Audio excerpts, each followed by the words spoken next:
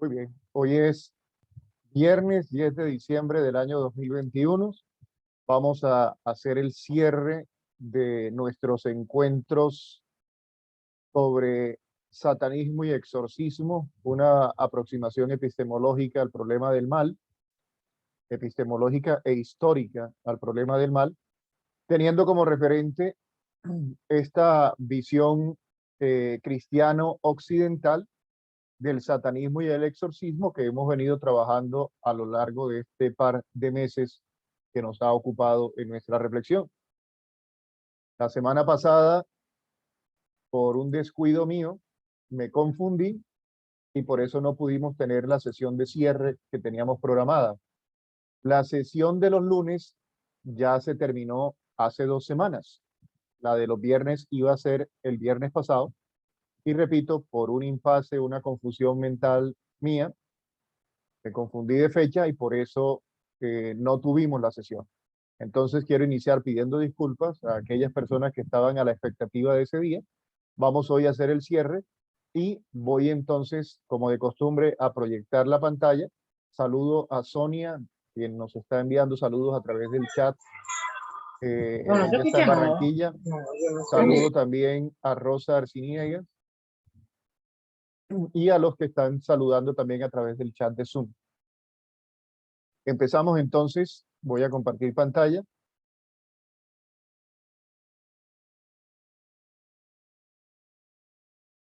Bueno. Y como las normas de etiqueta de la virtualidad lo indican, yo tengo que recordarles que esta reflexión está siendo grabada. Muy bien.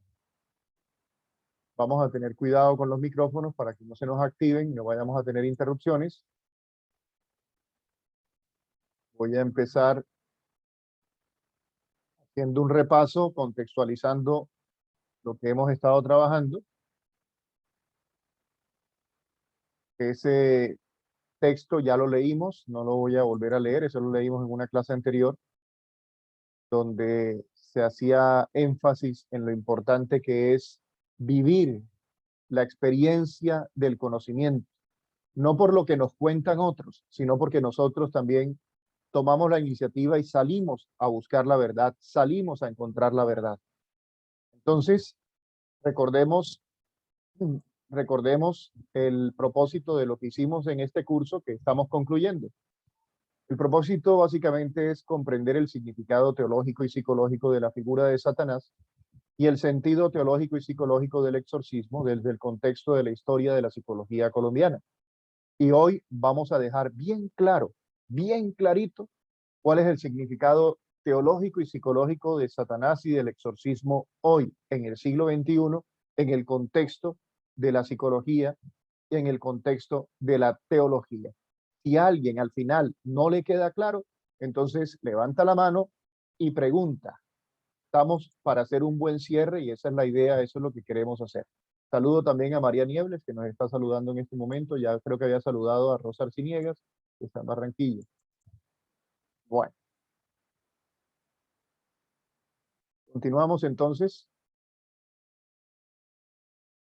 Les había dicho que el curso básicamente consistió en este recorrido que está en la pantalla reflejado. Yo tengo acá mi celular también encendido. El 4 de octubre iniciábamos con el tema de revelación, inspiración y verdad de salvación. Ese fue un lunes y ahí fue cuando nos dimos cuenta de que teníamos que abrir dos grupos. Entonces tuvimos el grupo de los lunes y el grupo de los viernes.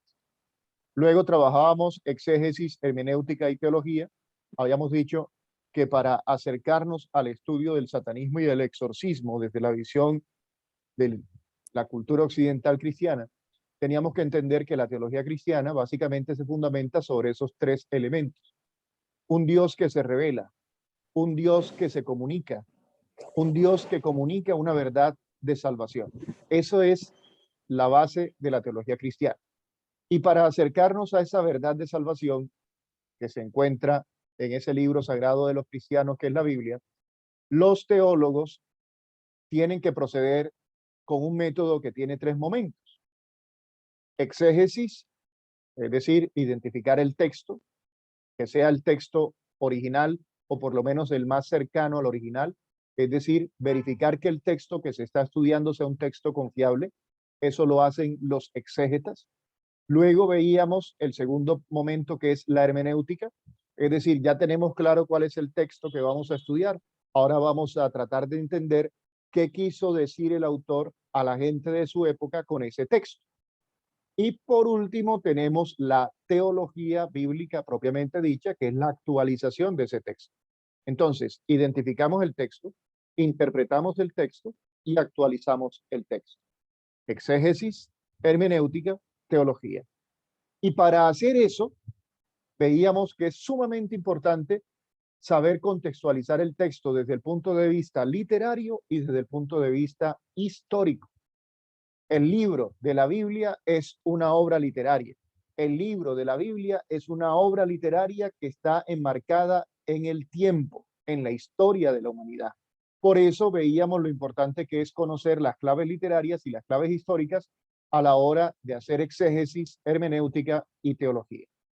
Para eso nosotros teníamos unos ejercicios que hicimos con varios textos bíblicos.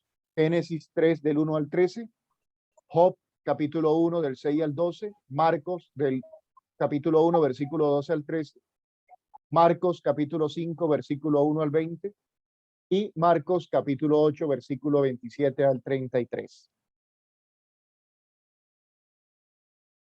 Luego, terminado octubre, pasábamos al mes de noviembre y en el mes de noviembre ya soltábamos la parte teológico-bíblica y nos metíamos en el contexto del desarrollo posterior a la Biblia, es decir, el desarrollo durante la Edad Media, la Edad Moderna y la Edad Contemporánea, y eso es lo que estábamos estudiando nosotros en ese último mes. Trabajábamos los conceptos, la etimología, trabajábamos el contexto teológico enmarcado en el pecado, pecados de tipo sexual, pecados de tipo social. Eso lo vamos a repasar hoy. Y vamos a mirar hoy también el tema del satanismo y el exorcismo desde el punto de vista de la psiquiatría, la psicología, la teología y la psicología de la liberación. Y hoy concluimos este camino.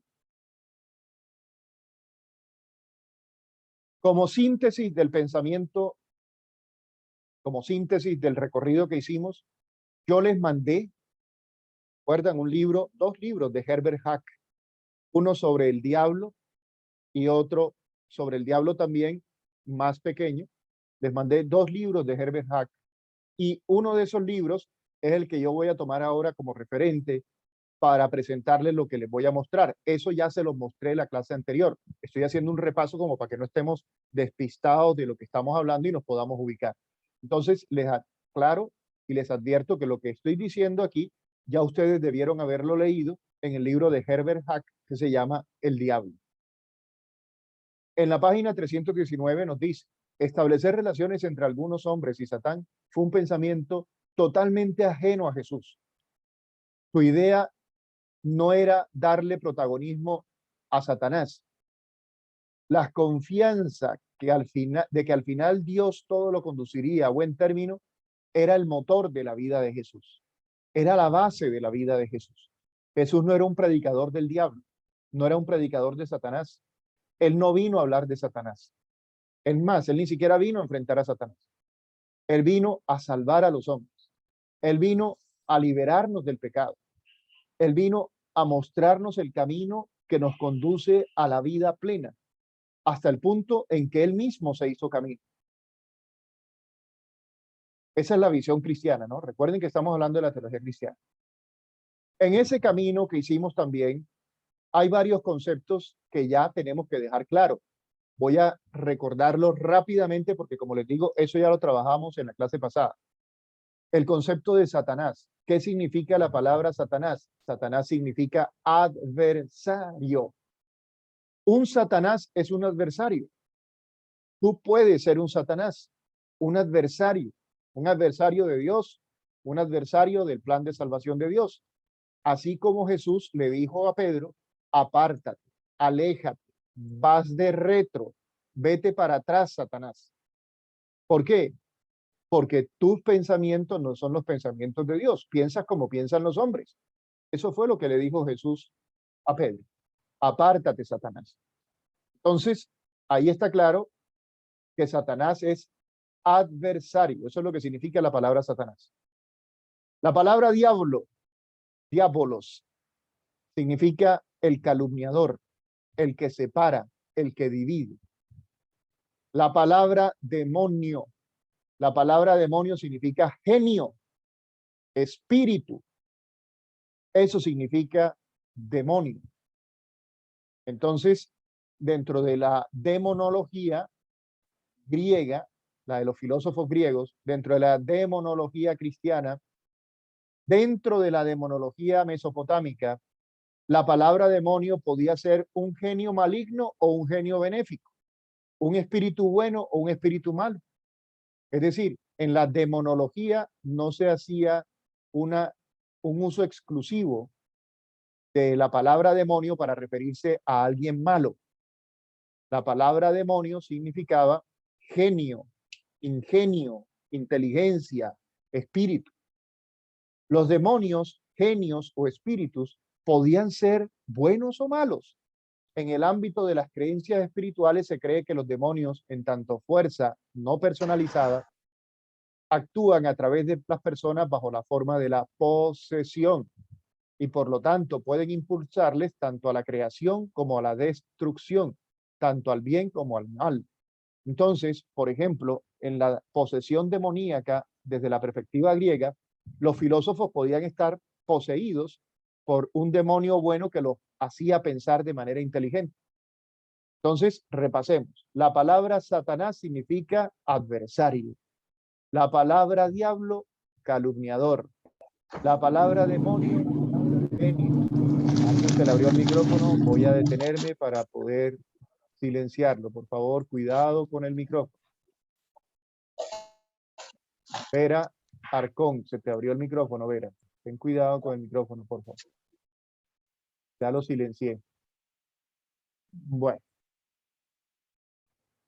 Otra palabra relacionada con este personaje que estamos presentando, la palabra Belzebú o Baal-Zebub. Era un dios mesopotámico que se le conocía también como el señor de las moscas. Era un ídolo mesopotámico, un dios, una divinidad mesopotámica. En el contexto bíblico se le consideraba un ídolo, es decir, alguien que era como, acuérdense que en la antigüedad, antes de que existiera el pensamiento monoteísta, es decir, reconocer un solo Dios, antes existía el politeísmo, la creencia de que había varios dioses. Y en el pensamiento hebreo, en el pensamiento de la cultura judía, semita, esa transición del politeísmo, creencia en muchos dioses, al monoteísmo, creencia en un solo Dios, no se dio de manera radical, se fue dando gradualmente. ¿Qué significa eso? Que entre el politeísmo y el monoteísmo existió la monolatría. La monolatría. Es decir, la creencia de que hay un Dios más poderoso que los otros dioses y a ese Dios poderoso, más poderoso que los demás dioses, el pueblo de Israel lo llamaba el Dios vivo y verdadero, Yahvé para la pronunciación católica o Jehová para la pronunciación protestante. Recuerden que la palabra Yahvé o Jehová significa lo mismo. Yo soy el que seré, yo soy el que soy. Entonces, esa visión monolátrica no suprime a los otros dioses. No es politeísta en el sentido en que no reconoce a los otros dioses como dioses verdaderos, pero no niega la existencia de esos otros dioses.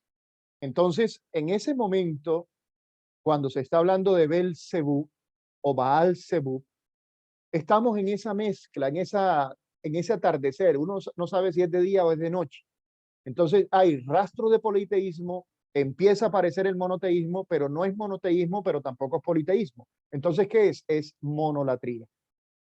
Existe un solo Dios verdadero, Yahvé, pero existen otros dioses que también tienen poder. Uno de ellos es Baal-Zebub. Entonces, más adelante, cuando el cristianismo cuando el judaísmo va evolucionando y llega definitivamente al pensamiento monoteísta, ese Baal Zebub ya ni siquiera clasifica como Dios. Es un ente inexistente porque fuera de Dios no hay más dioses. Entonces, fíjense que ahí no estamos hablando del diablo como lo entendemos hoy. Estamos hablando de un ídolo, un dios de un pueblo vecino al pueblo de Israel. Lucifer, otro nombre que también estudiábamos, el lucero de la mañana. Simplemente, no me voy a detener más ahí. Conclusión del primer mes, el mes de octubre. Cuando dice P32, eso significa que está en la página 32 del libro que les mencioné de Herbert Hack, El Diablo. En este sentido, ojo que esto es importantísimo, en este sentido puede decirse que la creencia en el diablo como una entidad maligna es un anacronismo, y no solo para los ciudadanos ilustrados, para la gente leída, investigada, instruida del siglo XX. Recuerden que ese libro se escribió en el siglo XX, sino también y precisamente para los cristianos de hoy. Entonces, ¿cuál es la gran conclusión? Y con esto quiero que vayamos despejando el objetivo que nos habíamos propuesto. Recuerden, voy a devolver, voy rápido porque voy a devolver. Quiero que recordemos el propósito, ¿se acuerdan? Ahí está en la pantalla. ¿Cuál es el propósito del curso? Comprender el significado teológico y psicológico de la figura de Satanás y el sentido teológico y psicológico del exorcismo en el contexto de la historia y la psicología colombiana y qué significado tiene para hoy. Entonces, ya hoy puedo decirles con total tranquilidad, porque ya tienen el contexto para poderlo entender. Si yo lo hubiera dicho el primer día, no me creen, pero ya hoy espero que me crean o por lo menos se pregunten, se cuestionen. ¿Qué es lo que estoy diciendo? ¿Qué es lo que debe quedar claro en este momento? Aldo España, algo se te activó ahí. Allá. Está levantando la mano Aldo. Bueno, Aldo, dame un segundito y yo termino acá la frase. Entonces, ¿qué es lo que estoy diciendo? Lo que estoy diciendo es que hoy debe quedarnos claro que la figura de Satanás, el diablo, Belcebú, entendido desde la visión científica de la Edad Antigua y de la Edad Media, es un anacronismo. Y entonces yo voy a correr otra vez la diapositiva para adelante porque voy a recordarles que es un anacronismo. Aldo, no se me ha olvidado, yo sé que te voy a dar la palabra, pero déjame y termino la idea. Entonces, un anacronismo, para los que no se acuerdan, se refiere a algo que no corresponde con la época. Algo que no se corresponde o parece no corresponderse con la época a la que se hace referencia. Y entonces habíamos hablado de dos formas de anacronismo, el paracronismo y el proconismo. Paracronismo consiste en situar hechos, personajes o elementos del pasado en una época posterior, como por ejemplo un carruaje de caballos circulando por la autopista de tu ciudad. Es decir, un carruaje antiguo transitando hoy fuera de fecha, fuera de época. Por ejemplo, si nosotros hoy, en pleno siglo XXI, hablamos del diablo y tratamos de decir que el diablo es al igual como lo entendían en la antigüedad o en la Edad Media, eso es un anacronismo. Esa es una concepción sacada de época que no corresponde con lo que nosotros creemos hoy. Proconismo. ¿Qué es un proconismo? Consiste en colocar hechos de una época posterior en una época anterior. Por ejemplo, presentar a Jesucristo haciendo una terapia cognitivo-conductual en el proceso de liberación del endemoniado de Gerasa. ¿Se acuerdan el endemoniado de Gerasa? Es como si nosotros tratáramos de decir en palabras de hoy que lo que Jesús hizo ahí fue una terapia cognitivo-conductual. Jesús sabía, porque él era Dios, y como era Dios, él sabía que iban a inventar la terapia cognitivo-conductual, y entonces él aplicó la terapia cognitivo-conductual ahí con el endemoniado de Gerasa. Eso es un proconismo, es una forma de anacronismo, no corresponde con la época. Jesús no estaba aplicando la terapia cognitivo-conductual porque ni siquiera existía. Bueno, vuelvo a mencionar que se les está abriendo el micrófono. En esta ocasión se le abrió el micrófono a Neti. Cuidado con el micrófono. Aldo, tienes la palabra, te escucho. Gracias.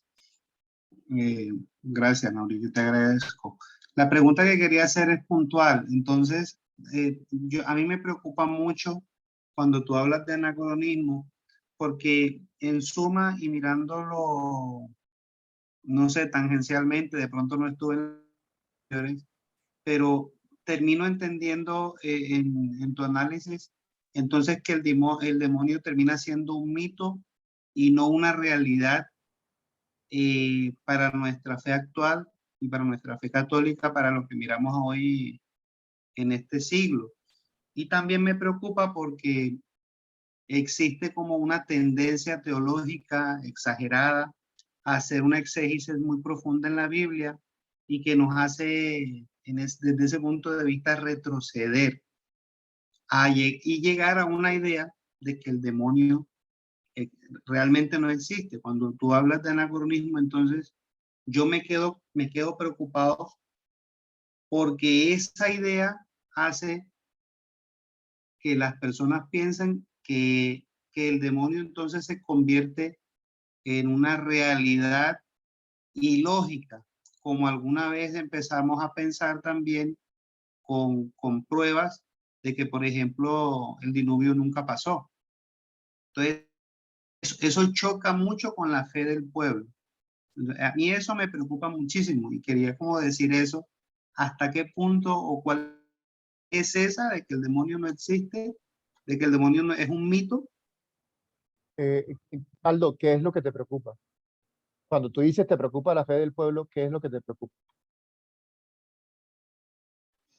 Me preocupa que dentro de todo eso a veces estas ideas chocan con una realidad de fe que hemos aprendido nosotros en este caminar en Dios.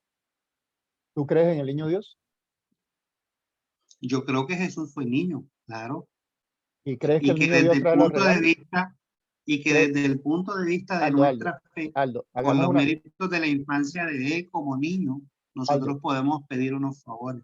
Aldo, yo me imagino que tú estás esperando que yo te responda sin adornarte la respuesta, ¿de acuerdo? Yo espero que Sí, tú también me ayudes por cuestión de tiempo, no quiero decir, yo voy a terminar a las 8 en punto, pero me voy a quedar con todo el que se quiera quedar para responder preguntas como la que está haciendo Aldo, ¿de acuerdo? Porque son preguntas que en lenguaje beisbolístico, no sé si ustedes han jugado béisbol, pero en los que jugamos béisbol, nosotros decíamos que esas son preguntas que pican y se extienden. Es sí, decir, sí, entiendo, me y explico. necesitamos el tiempo, lo entiendo. Entonces, yo te quiero responder porque me voy a quedar con eso. Es lo que Cuando realmente tú te... me preguntas si yo creo en el niño Dios, me estás preguntando en qué creo yo puntualmente desde la figura de ver la imagen del niño, de Jesús niño. Déjame y la explico, ¿vale? Lo que a mí Dale. lo que a mí me interesa es lo primero que te pregunté. ¿Qué es lo que te preocupa de la fe del pueblo que se ve afectado por lo que estamos diciendo? Y cuando te voy a explicar eso, yo te hago la contrapregunta que es para reforzar lo anterior. Es decir, ¿tú crees que le hace daño al pueblo si le decimos a los niños que no existe ese niño Dios que trae regalos? ¿Tú crees que, Y- es más, tú crees que es peligroso que la gente le diga abiertamente a los niños, miren, no hay niño Dios? El niño Dios ese que ustedes creen que trae los regalos en la noche, eso no es verdad. Y no solo no es verdad, además le echan un embuste. Y por ahí, como te digo, pica y se extiende. Entiendo, Por eso, pica y se extiende. yo lo había entendido desde el divino niño, Aldo, pica y había se entendido extiende, otra cosa. pica y se extiende, ¿por qué? Porque si nosotros rastreamos el efecto que tiene esa mentira en los niños, te vas a dar cuenta que si nosotros somos realistas, la quitamos hoy, para mañana es tarde. Lo que se le está enseñando a los niños es a meterse en el mundo del capitalismo, en donde Dios me tiene que dar regalos. Es el único cumplimentado que tiene la obligación de darle regalo a los invitados, no al revés. ¿Me explico? ¿O acaso cuando tú cumples está esperando que la gente tú le des los regalos? ¿Quién es el que te da el regalo No, a ti? es que yo pienso que desde el punto de vista de la fe, todos los extremos son malos. Y desde el Ok, punto de vista ok. teológico, cuando te vas mucho a la exégesis de la Biblia, te va a suceder mucho con como lo de Martín Lutero, Ajá. que en esto y en esos tiempos y en hubo cosas tan lógicas que él dijo que por eso la iglesia se dividió. Por Y eso, ese, para mí, esa es la preocupación. por eso yo te digo O sea, se puede llegar a puntos céntricos sin llegar a decir que el demonio es una total idea que no existe, como decir que el divino niño o que el niño Dios no existe, porque hace parte de la costumbre del pueblo que tampoco le hace daño a nadie en el sentido de decir, pídele al niño Dios un regalo. O Aldo, sea, volvemos al sí, punto se de, vuelve algo por picante y eso, no vamos a entrar en controversia, yo te no, entiendo. no, no, yo sí creo que la controversia hay que sellarla. La pregunta está muy bien formulada. Lo que quiero es que entendamos que después, cuando terminemos, nos quedamos resolviendo esas preguntas. Yo no quiero Me dejar parece válido. preguntas, no quiero dejar preguntas sin respuesta. ¿De acuerdo? Vale, Por eso vale, no de quiero acuerdo. darte una respuesta de machetazo, ¿sí? Porque creo que hay que entenderla en el contexto que nos hemos gastado 2 meses tratando de dar un contexto. Por eso me sorprende que tú hablas de un exceso Por de... eso me siento un poco Sí, atrevido y te pido disculpas porque pues no estuve en las sesiones anteriores y de ok, pronto mi pregunta es vaga, sí. pero me asalta la duda y te la No, no, quería no. hacer en el momento Y porque lo estoy entendiendo. Aldo, los videos están. Es decir, Discúlpame. los videos están. Es decir, todas las clases de los viernes están publicadas en YouTube. Y yo siempre mando el video para que lo miren. Y ahí te podrás dar cuenta de que no Me, hablamos pro- de un me exceso de hago exégesis. el propósito de vérmelos todos Ok, para estar en contexto. ok. ¿Por qué? Porque te Te puede agradezco sonar, y disculpa porque no te quiero no, interrumpir, no, Mauricio, yo te tranquilo, admiro y te quiero mucho. tranquilo, yo lo sé, Aldo, yo lo sé, tranquilo. Y por eso te digo que lo que sí me interesa es que no sigamos haciendo el juego, ¿sí? De que yo mejor no digo cosas para que la gente no vaya a perder la fe. A mí me parece que esa fe se debería perder. Esa fe debería liberarnos, porque es precisamente esa fe la que ha permitido que dentro de la iglesia se mantengan conductas verdaderamente diabólicas, verdaderamente perversas, ¿sí? Porque nos han enseñado que no se puede pensar dentro de la iglesia, que hay que obedecer, Totalmente de acuerdo. que hay que Mira, y yo obedecer y no apoyando pensar. lo que tú estás diciendo, yo apoyando lo que tú estás diciendo, te digo la verdad, es que situaciones psiquiátricas las hemos satanizado dentro de la iglesia y todos se lo echamos como culpa al demonio. Pero también está el otro punto de vista de que si hay situaciones que las he visto, las he vivido, donde efectivamente son cosas inexplicables, donde sí existe un ser maligno superior a nosotros que hace cosas inexplicables, como alguna vez estuve con el padre Lineros en un pueblo y de la nada una persona voló 3 metros atrás de manera inexplicable. O sea, hay cosas físicamente que no se pueden entender donde nos damos cuenta Voy a que llamar a Alberto y le existen. voy a preguntar, ¿de acuerdo? Si me das permiso, yo lo llamo y le Yo pregunto. estuve en un pueblo y cuando él estaba, yo estaba entre la multitud y cuando él habló en oración, una señora voló 3, 4 metros al lado mío, lo vi. Aquí en ¿Y él lo vio? Carismática, una señora, Por eso, ¿y él lo vio? yo no sé si el padre lo vio, pero yo Ah, por estaba en eso, la misa, pero pero ojo, ojo cómo lo dice, porque me está dando la sensación de que lo estás poniendo a Alberto como testigo.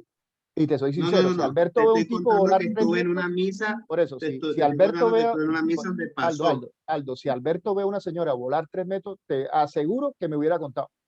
Te lo aseguro. Claro, claro. Cualquiera que hubiera visto volar a alguien 3 metros, lo cuenta.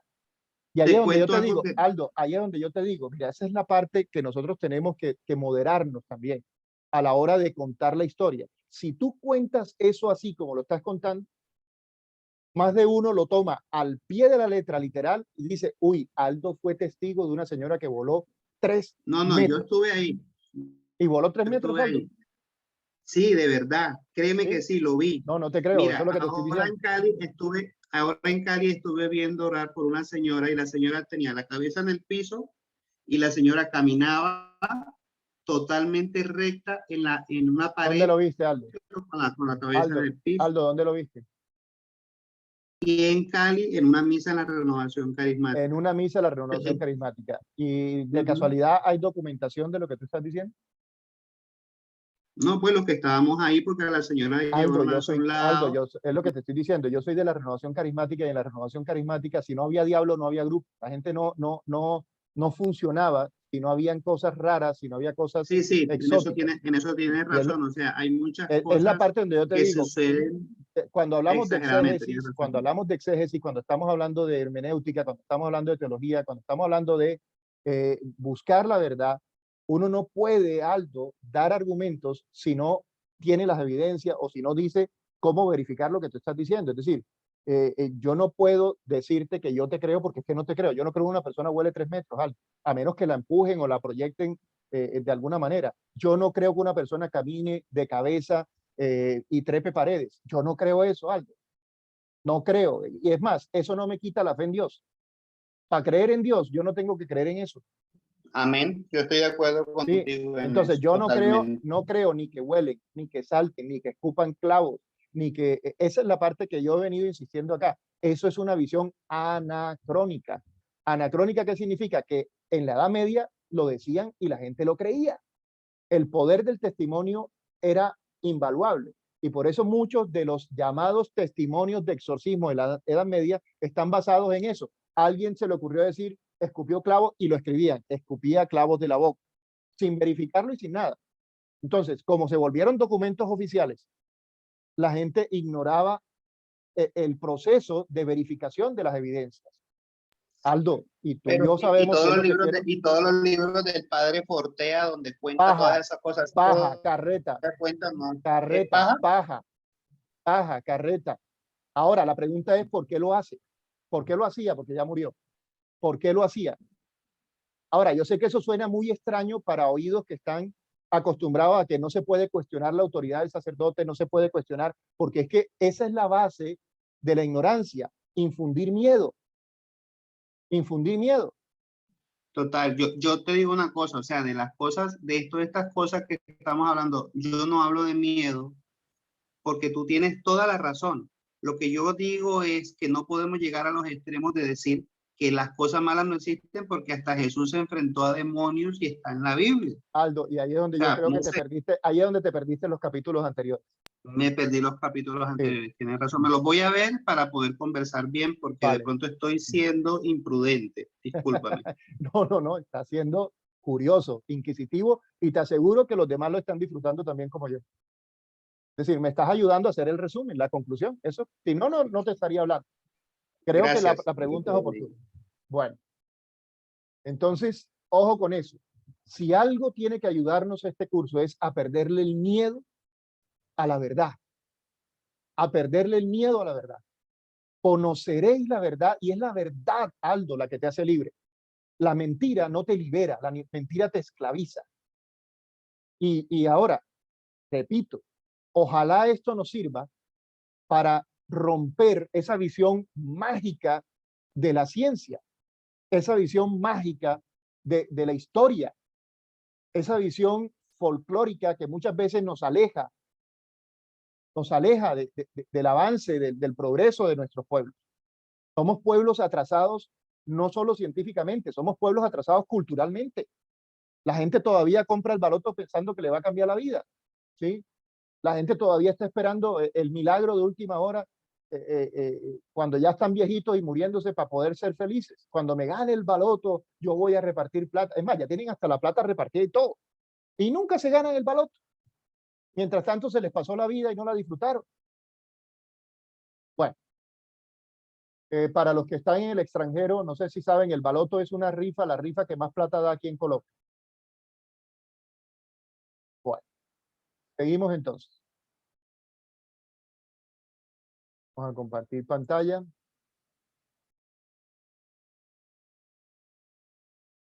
Entonces, me interesaba que quedara claro el tema del anacronismo. ¿Anacronismo qué es? Es traer un acontecimiento histórico, una situación histórica y ponerla fuera de contexto, en otra época. Entonces, hablar de hoy, de eso que nos comentaba Aldo, de gente que camina en las paredes, de gente que habla otro idioma, que se le tuerce la cabeza a 180 grados. Yo les mandé, no sé si lo vieron, el dato de la película El Exorcista, ¿sí? La película El Exorcista me parece genial porque es una manera de mostrarnos lo que es un anacronismo. Un anacronismo. Nos muestran un relato de exorcismo tipo Edad Media. Ojo, ni siquiera estoy hablando de exorcismo en la época de Jesús o en la época bíblica, no, exorcismo medieval, lleno de una serie de atributos para mostrar el miedo, generar miedo, porque es que la película de terror, ese es el objetivo. Una película de terror que no dé miedo es una película mala. Y esa película ha sido la película de terror más taquillera de la historia. Y ha tenido varias secuelas, varias películas. Bueno, por eso, con lo que le estaba explicando a Aldo, ya dije lo de la posesión. No me voy a detener mucho, ya quedó explicado. ¿Sí?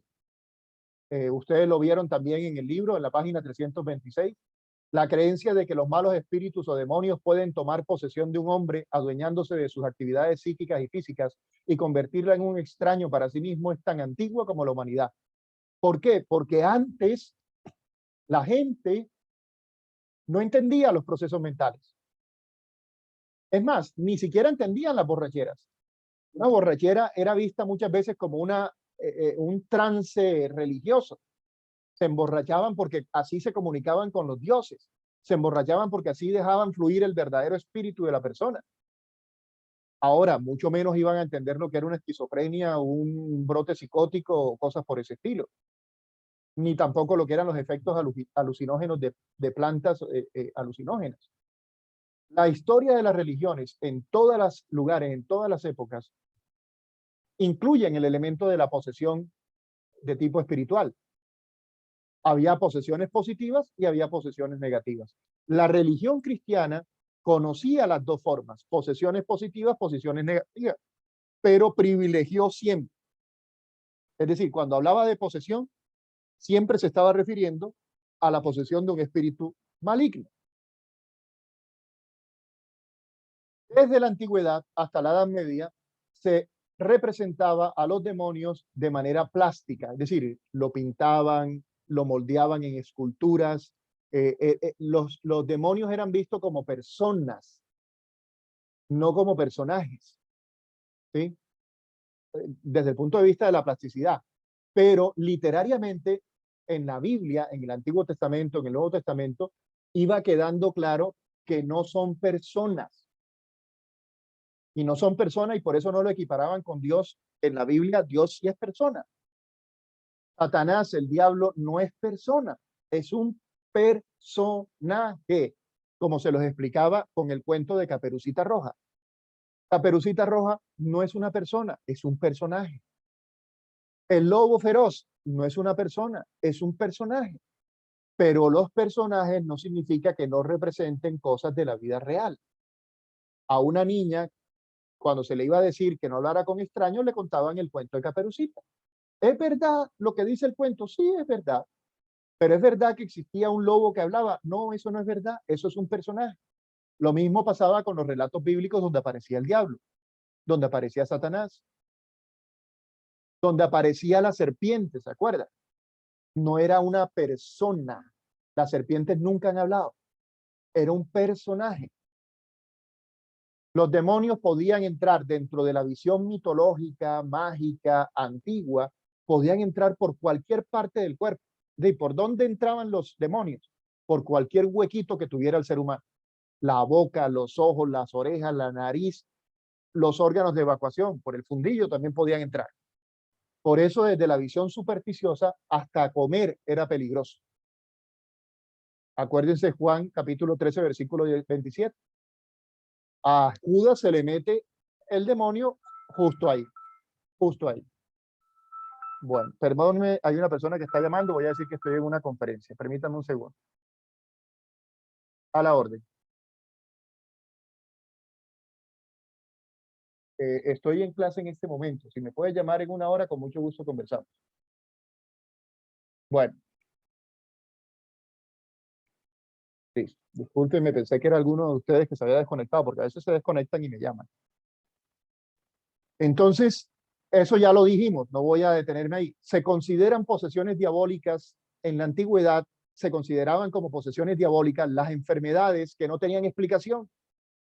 Y no tenían explicación no porque no la tuvieran, no se podían explicar porque en la época la ciencia no había avanzado. Epilepsia, perturbación mental, neurosis, sonambulismo.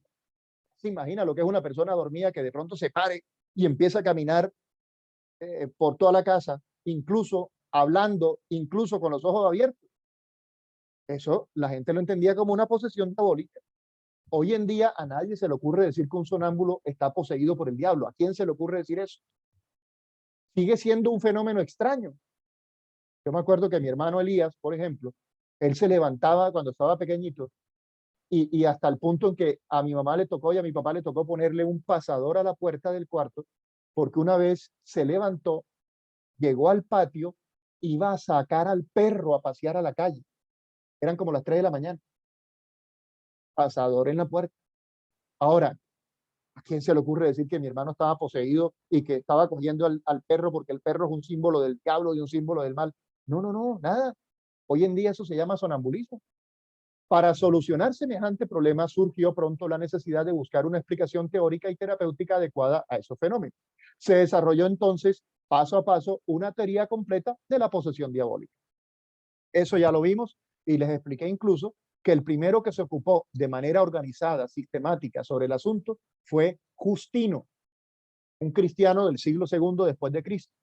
Él, Justino, inventó una palabrita. Los cristianos inventaron muchas cosas, ¿saben? Inventaron un género literario que se llama evangelio. No existía, lo inventaron los cristianos. Y Justino inventó una palabra que no existía. La palabra es energúmeno. Energúmeno significaba una persona que estaba poseída, un endemoniado que no había sido bautizado. Eso era un energúmeno. Hoy en día la gente utiliza la palabra energúmeno. Yo me imagino que cuando la usan no están pensando en un diablo, están pensando en alguien que está fuera de control, actúa como un energúmeno. Bueno, bien, todo eso lo hablamos la clase pasada, hablamos del ritual romano, no me voy a detener en eso. Exorcismo. Entonces, ¿qué pasó? Que si hay unos espíritus que se meten, unos espíritus que toman el control de las personas, unos espíritus que hoy sabemos que son enfermedades mentales, comportamientos maladaptativos o desadaptativos, pero en esa época no lo sabían, los llamaban posesiones diabólicas. Entonces, como la ciencia no tiene los avances de hoy, en esa época se inventaron una cosa que se llamaba exorcismo. Era la terapia de la época. El exorcismo era la forma como la gente de esa época creía que podían dominar, enfrentar a esos espíritus malos que estaban en el cuerpo de la persona. Entonces empezaron a inventar prácticas. Es decir, para calmar a la gente empezaron a utilizar lo que se les ocurriera. Un vaso con agua, agüita de azúcar, hierbitas de pasiflorina, dirían hoy, ¿sí? Agüita de canela, y supongamos que le daban agüita de canela y se calmaba. Uy, hay que darle agüita de canela. El agua de canela calma a la persona. En esa época no tenían agüita de canela como la tienen hoy, ni tenían valeriana, ni tenían esas cosas. Ellos utilizaban reliquias de personas que creían santas. Se le ponían la reliquia y si la persona se calmaba significaba que esa reliquia tenía poder para calmar el espíritu que estaba ahí. Agua bendita. Y empezaron así, por ensayo y error, a inventar formas de expulsar o de calmar al demonio que estaba ahí metido. Y entonces aparecieron los primeros rituales de tipo diocesano. Diocesano. Luego de mucho tiempo, aparece el ritual romano y cuando aparece el ritual romano, entonces ya hay una fórmula de exorcismo para toda la iglesia. Bien. Todo eso, como les digo, está en el libro que les decía. Las fórmulas más antiguas de la iglesia romana se remontan a finales del siglo VI o principios del siglo VII después de Cristo. Para el siglo VII ya se distinguían 3 formas de exorcismo. El exorcismo bautismal, que se hacía durante el bautismo, el pequeño exorcismo para obsesos, es decir, para los amenazados por los demonios y para los objetos litúrgicos, Y los exorcismos, o mejor, el gran exorcismo, permítanme acá, quiero verificar una cosa. Estamos bien de tiempo. El gran exorcismo destinado propiamente a la expulsión de los demonios en los endemoniados. Entonces, había tres formas de hacer el exorcismo. Todo bautizado está exorcizado. Los pequeños exorcismos para los que estaban amenazados, los que sentían que había demonios rondándoles en la casa, yo no sé qué, entonces hacían exorcismo para la casa, exorcismo. Yo recuerdo que el lunes pasado les contaba, Aldo, a propósito de la renovación carismática, que me acuerdo que en los orígenes, cuando yo estaba empezando los caminos de la renovación carismática, por allá en el año 1980 y eso fue 84, 85, aquí en la ciudad de Barranquilla, veían el diablo en todos lados. Y no se me olvida que a una señora que se le ocurrió abrir las puertas de su casa para que fuéramos a hacer oración, porque en esa época los grupos de oración no eran en las iglesias, eran en las casas. La gente iba a las casas y en las casas se reunían en la sala y hacíamos grupitos de oración en casa. Ese fue el éxito de la renovación carismática. Puso a la iglesia en los hogares, la sacó de los templos y la puso en las casas de la gente. Claro que eso tenía sus riesgos. Uno de los riesgos era esto. Muchas personas que dirigían el grupo de oración no tenían la formación, tenían las ganas, pero no tenían la formación. Y entonces empezaron a crear modas. Una de las modas era esa, ver al diablo en todos lados. Y recuerdo que esta señora aquí en Barranquilla tenía una casa muy bonita, con unas obras de arte muy bellas, con unas decoraciones muy bonitas, y a uno de los líderes se le ocurrió la genialidad de decir que varios de los cuadros que tenía esa señora tenían demonios, porque no le gustaba cómo veía la imagen o cómo yo no sé qué. No me van a creer. Convencieron a la señora de votar, así, rompió los cuadros y los botó y los puso en la puerta de la casa para que se lo llevara a la basura. Unas esculturas lindísimas, las rompieron y las tiraron porque eran esculturas demoníacas. Esos son los excesos que también se suelen dar cuando no hay la formación adecuada. Entonces, ¿qué pasa? ¿Qué pasa? Que los exorcismos estaban cargados de elementos mágicos y de superstición, elementos típicos de la época, dada la precariedad de la ciencia de aquella época. Recuerden, estamos hablando de la Edad Media. Perdón que aquí se me desconfiguró esto. Bien. ¿A alguien se le abrió el micrófono? María Niebles. Bien, ya lo cerré. Ya, gracias, ok. María, déjame que cierro el micrófono, por favor. Listo, gracias. Bien. Entonces, como les decía, aparece el ritual romano. No me voy a detener en eso. Las condiciones que dice que debe tener el ritual, las condiciones que debe tener la persona que va a practicar el exorcismo: tener autorización del obispo, ser de edad madura, conducta intachable, ayunar y orar antes del exorcismo. ¿Cómo evitar confundir a un poseso de un enfermo? Y ustedes dirán, miren que el ritual sí sabía diferenciar lo que es un enfermo y lo que es un poseso. No, no sabía.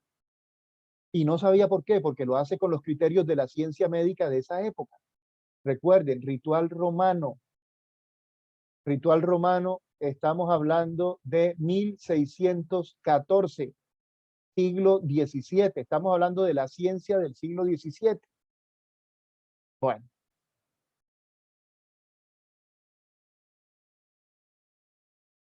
Luego, el libro del Diablo de Herbert Hack hace un recorrido por las posesiones en el ámbito extraeuropeo, es decir, más allá de las fronteras del cristianismo. Y por último, nos metemos con el tema de la brujería.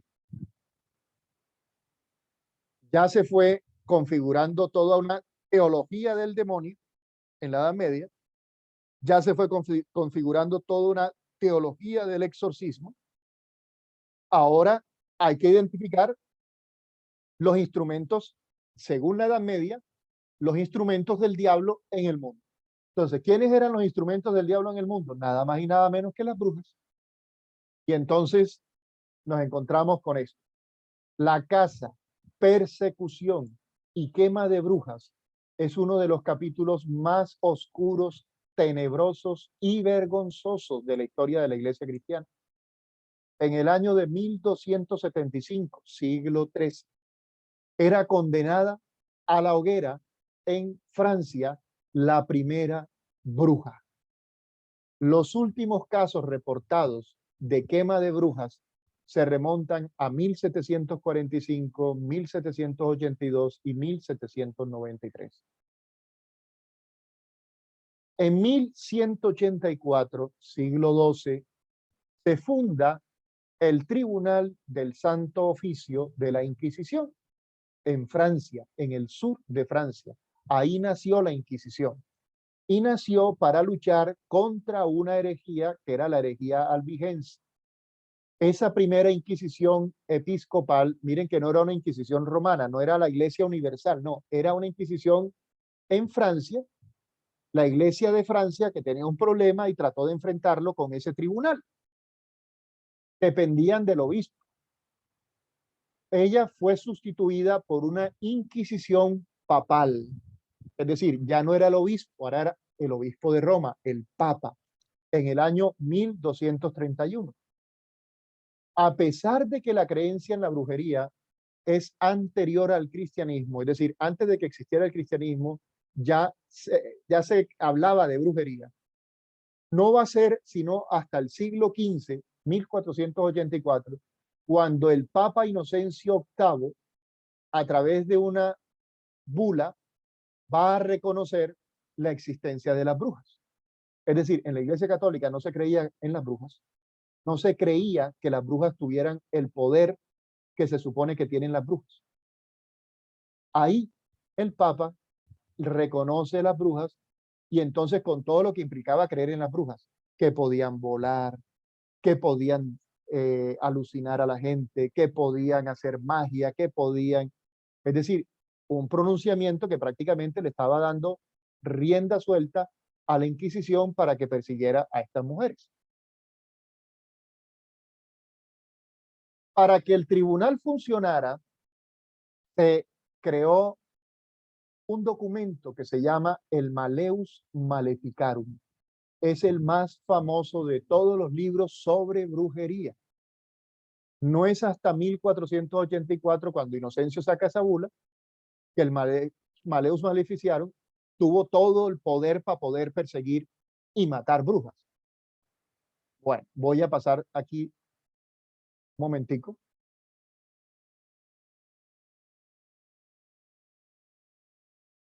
Entre los años 1487 y 1520, esa obra del Maleus Maleficarum fue publicada en varias ocasiones, hasta 13 veces. No voy a detenerme más ahí, porque eso, repito, lo tienen ustedes en el libro. Voy a leer lo que está de amarillo. Los efectos del Maleus Maleficarum se esparcieron mucho más allá de las fronteras de Alemania, causando gran impacto en Francia e Italia, y en menor grado en Inglaterra. Oigan bien, los cálculos de la cantidad de mujeres quemadas acusadas de brujería varía entre 60.000 y 5 millones de mujeres. Fíjense que se llevaba muy bien la cuenta de los exorcismos y eso, y se tomaban apuntes, pero esta información no está tan clara. Se perdió buena parte de la información. Ustedes dirán, no, pero solo fueron 60.000. No, 60.000. 60.000 es mucha gente muerta. A alguien se le abrió el micrófono y se le encendió la cámara. Jacqueline, se te encendió la cámara y se te encendió el micrófono, por favor. Eso, gracias. La Casa de Brujas fue acompañada por una campaña organizada cuyo frente principal de inspiración fue ese libro, el Maleus Maleficarum. Durante el siglo XV, la Inquisición se dedicó a quemar más herejes que brujas. Otro dato interesante. ¿Quiénes eran los herejes en ese momento? Los primeros científicos, los que estaban tratando de hacer ciencia. Entonces, la iglesia empieza a meterse no solo en el campo de la medicina, sino que también empieza a meterse en el campo de la física y de la química. Vuelvo al punto. Se estaba generando un régimen del terror desde la iglesia, utilizando el evangelio como excusa. Otro dato interesante de esa cacería de brujas es la visión negativa que se estaba extendiendo de la mujer. A la mujer se le veía de una forma totalmente discriminatoria, marginatoria, por debajearon totalmente a la mujer con el beneplácito de la iglesia. El sexismo y la misoginia de ese libro, el Maleus Maleficarum, son innegables. La creencia de los autores de que las mujeres eran criaturas más inocentes, más ingenuas, más emocionales, por lo que eran un objeto propenso de las brujas. Es por eso que la caracteriza diciendo que una mujer virtuosa es mejor de lo que podrá ser ningún hombre, pero una mujer malvada llega a ser peor que un hombre malvado. La misoginia del libro se apoya en la tradición cristiana, lamentablemente. A pesar de que es la primera vez que se establece un vínculo directo entre la mujer y la herejía de la brujería. Para eso reúnen una serie de ideas ya existentes, pero dispersas sobre la mujer, que toman del Antiguo Testamento, del Nuevo Testamento y de la Antigüedad clásica. Y por supuesto también de los padres de la Iglesia antigua y medieval. Para el cristianismo, por ejemplo, la virginidad siempre fue un ideal, y según el Maleus Maleficarum, la mujer es peligrosa por su sexualidad, a pesar de ser necesaria para la reproducción. Según el Maleus Maleficarum, toda la brujería proviene del apetito carnal que en las mujeres es insaciable. La superstición se encuentra ante todo en las mujeres, y la mayor cantidad de los brujos de entonces son mujeres. Bueno, entonces vemos que no solo es un problema religioso, es un problema también sexista, es un problema político, es un problema económico que también va a afectar la manera como se administraba justicia en ese momento. Bueno, y sobre todo, pues, esa visión de que el pecado, como dice acá, el pecado nació por la mujer, porque si no hubiera sido por Eva, no hubiera entrado el pecado. Entonces, era una visión machista, totalmente perjudicial para entender lo que es la mujer dentro de la visión cristiana. No porque el cristianismo lo propusiera, no. Precisamente, y aquí tomo lo que decía Aldo, precisamente por una mala exégesis, por la ausencia de exégesis, por la ausencia de hermenéutica, por la ausencia de una verdadera teología, es que se terminó haciendo eso. Eso es diabólico. Eso sí es diabólico. Y aquí no van a salir con la excusa de que es que el diablo es puerco, el diablo me empujó. No, no. Recuerden, la visión medieval del diablo es una visión anacrónica que no vale para aplicarse hoy. Esa gente actuó así porque ellos eran los malos. No había ningún espíritu chocarrero, ningún chipichipi, ningún espíritu metido moviéndolos para eso. No, eran ellos en el ejercicio de su libertad, en el ejercicio de su inconsciencia provocada. Entonces, la Inquisición, no me van a salir con el cuento de que fue que el diablo hasta se metió en la Inquisición. No, señor. La estructura misma de la Inquisición era diabólica. Y aquí yo les recuerdo que yo soy cartagenero. Yo nací en Cartagena. Y en Cartagena, en el centro de Cartagena, ustedes pueden acercarse y visitar el Palacio de la Inquisición. Ahí funcionó la Inquisición. Ahí funcionó la Inquisición. Entonces, no me voy a detener más en esta parte. La pregunta que surge en medio de todo eso es, ¿quién controla tanto poder? El resultado de esa confluencia, el miedo que se había extendido por la demonología, nos enseñaron a tenerle miedo al diablo y se nos olvidó amar a Dios. Nos enseñaron a tenerle miedo a los que se supone que son los representantes de Dios. Entonces, ¿qué pasó? Se acumuló mucho poder, demasiado poder. El resultado es que termina reduciéndose el poder jurídico o derecho jurídico a la coerción directa o derecho administrativo policial, porque contra el mal, contra el enemigo, todo se vale. Y si se cometían excesos en esa época, no importa los excesos, había que hacerlo. Fíjense que eso es una forma también maquiavélica. El fin justifica los medios. Entonces, los excesos son perdonables en aras de ese objetivo superior que es salvar a la humanidad. Conclusión. Del cuadro complejo que ofrece la Edad Media tardía, destacamos 3 factores sin los cuales nunca se hubiera llegado a la persecución de las brujas. Primero, para que persiguieran las brujas tuvieron que crear una cosa que se llamaba la Inquisición. Segundo, para que persiguieran a las brujas se tuvo que crear una visión negativa de la mujer basada en la misoginia, una minusvaloración de la mujer. Tercero, la cada vez más dominante fe en los demonios y en el diablo. Cuando la gente empezó a creer que de verdad existía el diablo, entonces empezaron a matar a los que se supone que el diablo poseía. Por eso, los que mataban a las brujas estaban convencidos de que estaban haciéndole un favor a la humanidad. Ellos no estaban matando brujas, ellos estaban liberando a las brujas del diablo. Y ahí es donde yo vuelvo y digo, si eso no es diabólico, realmente díganme que es diabólico. Quiero ser claro, el diablo de la Edad Media, el diablo de las películas de Hollywood no existe. Y no tenemos que seguir vendiendo la idea de que para poder creer en un Dios bueno hay que creer en la existencia de un Dios malo. No, eso no es verdad. Desde la teología cristiana, eso es una herejía. Yo para creer en Dios no tengo que creer en el diablo. Y desde el punto de vista psicológico, es un error científico tratar de justificar los comportamientos humanos apoyándose en entidades espirituales que no existen. Decir que una persona es sonámbula porque se le metió el diablo es una falsedad. Decir que una persona inventó los campos de concentración nazi, mató a no sé cuántos millones de judíos, como 6 millones de judíos. Decir que lo hizo porque estaba poseído por el diablo, eso es una falsedad. Aquí la teología y la psicología se encuentran. ¿Cuál es el punto en donde se encuentran la teología y la psicología? Se llama ciencia. Por eso esto es un curso de epistemología del mal.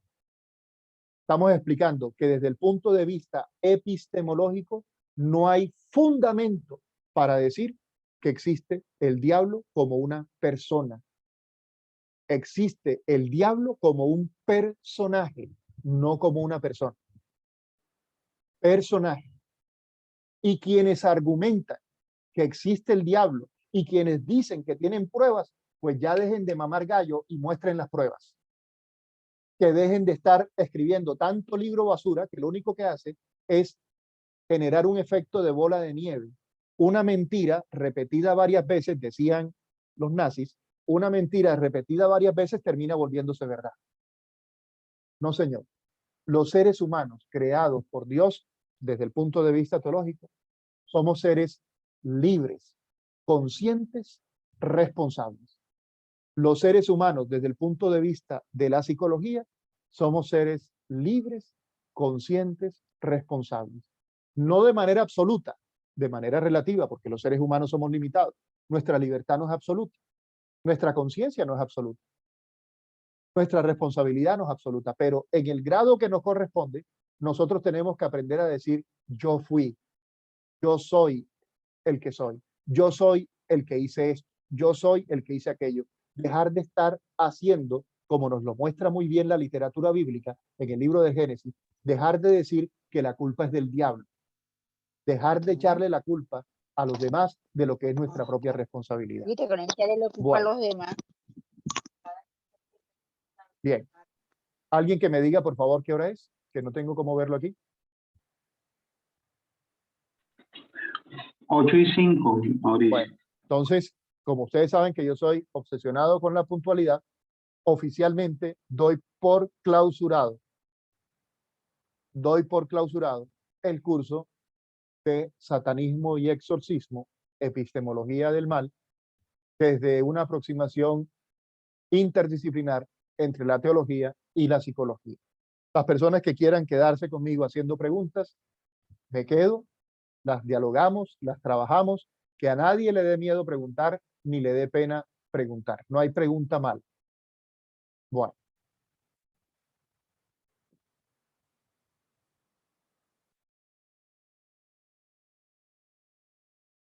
Ese silencio significa que no hay preguntas, ¿cómo así?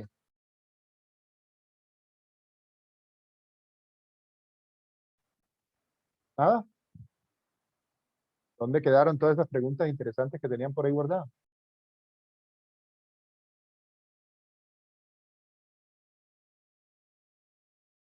Bueno, si no hay preguntas, los que quieran quedarse conmigo, voy a dar una última explicación a manera Yo tengo una. Dime. Sí. Dime. Me espero hasta el final y te quiero decir... No, dale, pregúntala. Sí. No, te quiero decir que estoy muy de acuerdo en muchas cosas de las que dijiste y de verdad, en estos momentos mi lógica y mis razones hicieron como dice mi sobrino Chupiplum. Ajá. Entonces tengo 50.000 preguntas, pero bueno, te hago una pregunta concreta. ¿El bautismo entonces es una mentira porque dentro de la fórmula del bautismo hay un exorcismo?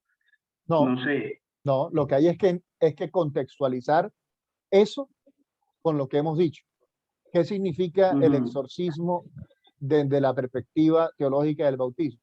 Es un acto de renunciar al mal. Eso es lo que te dicen. Cuando el sacerdote coge el ritual, te dice, crees en Dios Padre Todopoderoso, crees en Jesucristo, renuncias a Satanás, es decir, y te dice qué es lo que tienes que renunciar. Y cuando te echa el agua bendita, está conectando la tradición antigua con la tradición presente, en donde la persona es un hombre nuevo. Es un acto sacramental, es decir, un acto simbólico, en el cual el creyente empieza a ser una nueva criatura y tiene el compromiso de vivir como hijo de Dios. Y valga la aclaración con tu pregunta, Aldo, valga la aclaración, que la gente dice, cuando yo me bauticé, no, es que tú todos los días te bautizas. Es decir, el bautismo no es cuando te echaron agua. Bautismo es que tú empiezas a funcionar teológicamente como hijo de Dios. ¿Y qué significa eso? Que todos los días tienes que vivir como hijo de Dios. Amén, así es la conversión constante. Pero entonces, otra cosa que yo estoy muy de acuerdo que el ejercicio de la libertad nos hace que nos escondamos detrás de excusas diabólicas para ocultar nuestros errores. Y obviamente la iglesia tuvo muchos errores y eso totalmente lo tengo totalmente claro. Aldo, pero ojo, lo tuvo porque cuando vamos a juzgar esa historia de la iglesia, uno también tiene que para no caer en anacronismos, uno tiene que contextualizar ese acontecimiento. Contextualizar dentro de la época y lo que estaba sucediendo. Pero entonces también entiendo que a veces la iglesia y muchos de nosotros utilizamos la coerción y el miedo para hablar del demonio. Eso estoy totalmente de acuerdo. Pero entonces todo esto empieza a llevar a las personas que nos gusta pensar y reflexionar ya con cuestiones inclusive de la misma iglesia que no son del demonio, como por ejemplo de los ángeles, como también personajes. Entonces, en ese sentido, los ángeles, San Miguel Arcángel, San Gabriel, también son personajes y no son personas. ¿Tú qué crees? Después de todo lo que hemos dicho, ¿tú qué crees? No, yo te estoy preguntando porque yo no, con tu exposición y lo que he escuchado hasta ahora, no cambian mi fe de a pie y para mí, a pesar de todo lo que escucho y voy a ver todos los programas, tengo la convicción de que el demonio como persona sí existe y que hay cosas inexplicables porque las he visto que vienen de él. Lo que pasa es que hay unas exageraciones y unas personas que se van al otro lado y en eso estoy totalmente de acuerdo. Aldo, pero mencióname una cosa, existe. por eso, mencióname, sí, las brujas no existen, pero de que vuelan, vuelan.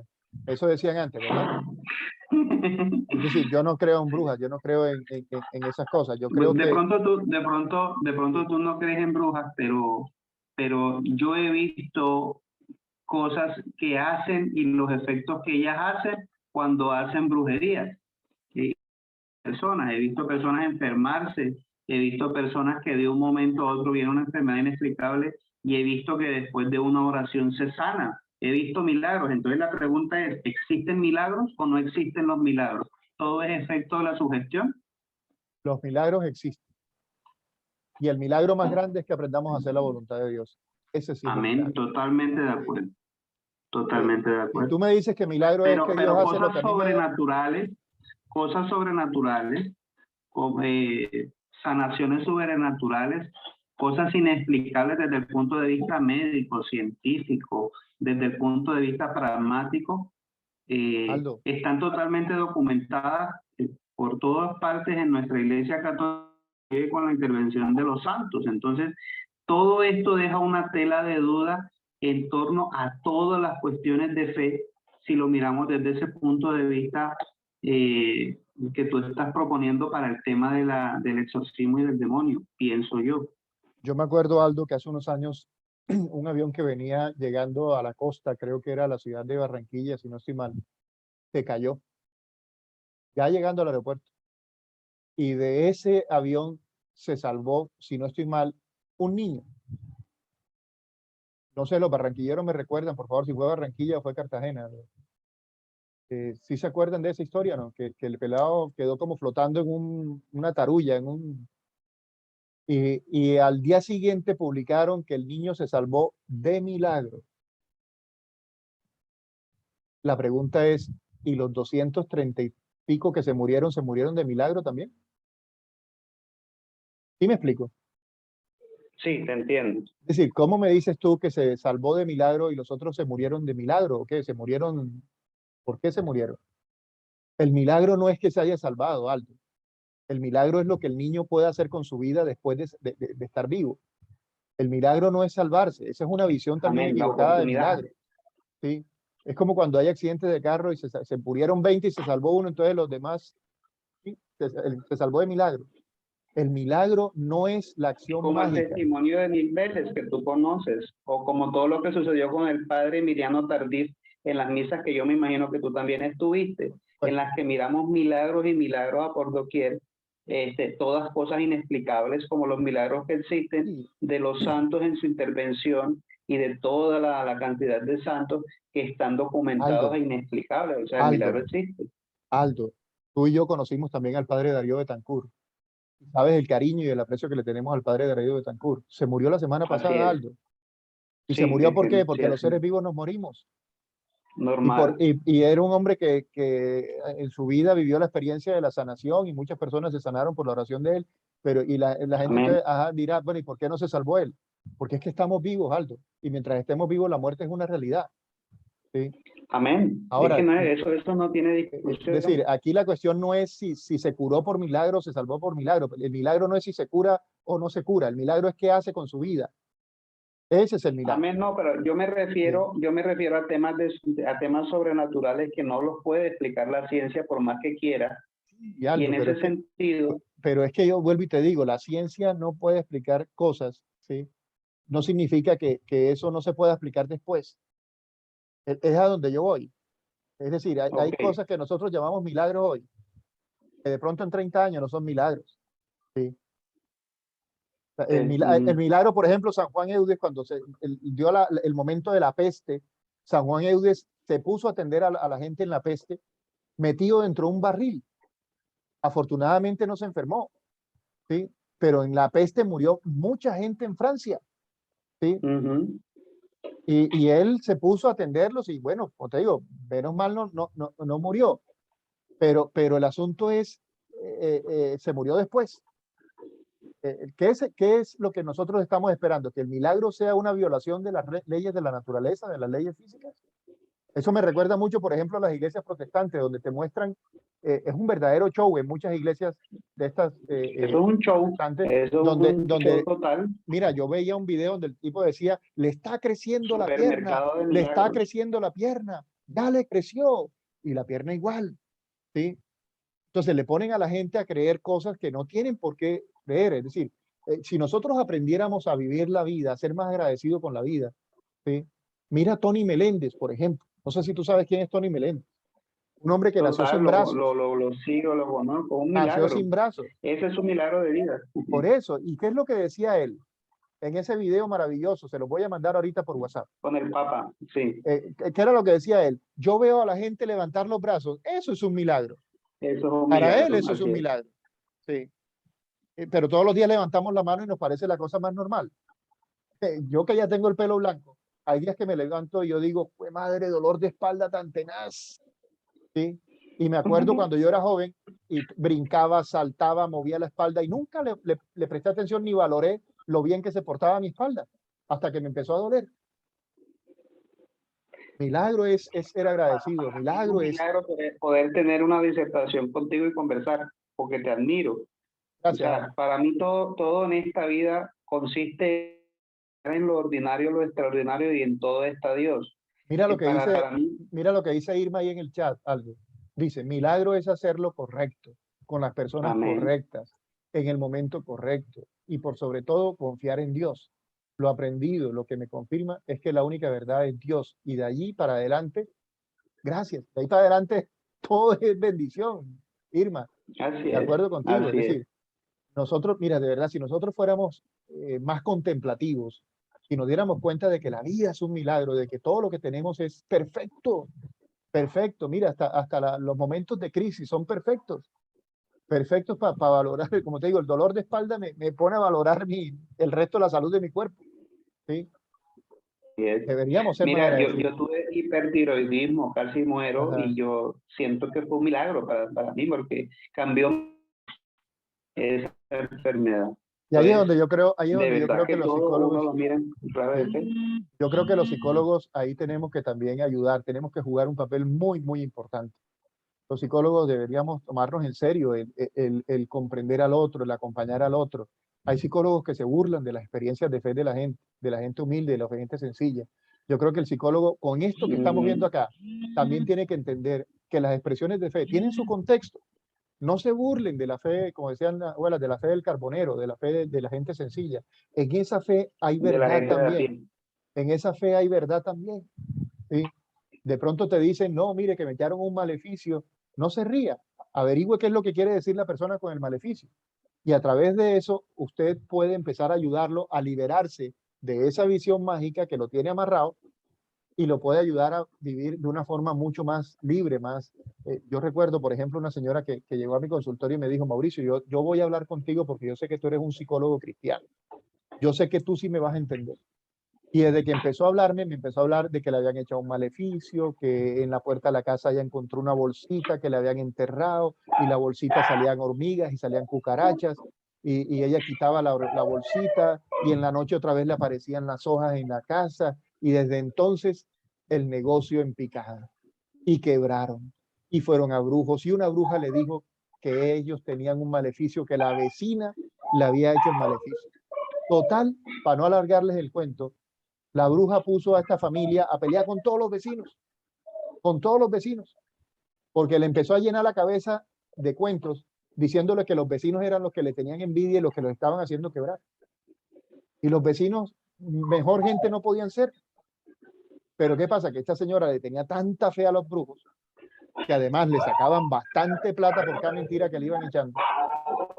Entonces yo lo que creo es que el psicólogo, el teólogo tiene que ayudar a que las personas se liberen de esos miedos, de esa manera equivocada de ver la vida, de estar echándole la culpa a los demás siempre de lo que a uno le pasa.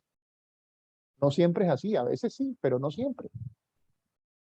Bueno, oigan, 8 de la noche, 19 minutos. Todavía tenemos unos minuticos. Yo creo que hasta las 1:30 nos podemos quedar si hay preguntas. Si no, nos vamos a disfrutar del viernes.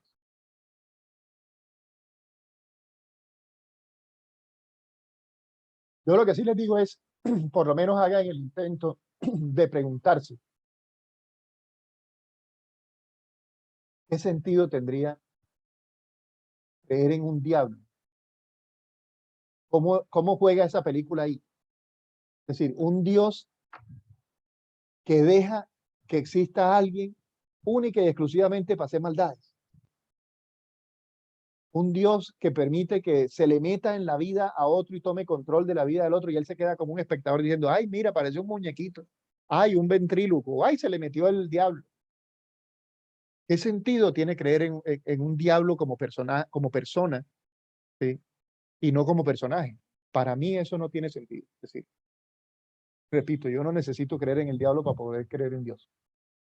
Y en cambio, yo sí creo que seguir echando esa mentira sí le hace mucho daño a la fe y sí le hace mucho daño a los seres humanos. Creer en la existencia de un individuo de esa naturaleza.